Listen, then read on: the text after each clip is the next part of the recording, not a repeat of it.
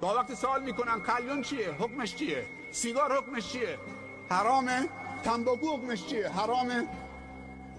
عرضه بکنید بر این 5 تا ضرر. نگاه بکنید نجاست داره؟ نه نجاست نداره. این برگ درخته، برگ یه بوته‌ایه، نجس نیست. آیا هر چیزی که نجس نیست حرام نیست؟ فساد داره یا نداره؟ اگر فساد نداره ضرر داره یا نداره؟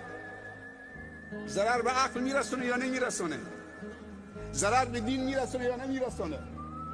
اگر شیخ شما یه سیگاری الان براش روشن بکنن روی منبر، تو جلسه استراحت روز جمعه بین 2 تا خطبه یه سیگار روشن بکنه، همون نمازگزارا با کفش میذارن تو صورتش، یقش میگیرن ولی خودشون سیگار میکشن تو جیبشونه، چه فرقی میکنه؟ اگر برای شیخ درست نیست برای تو چی درسته؟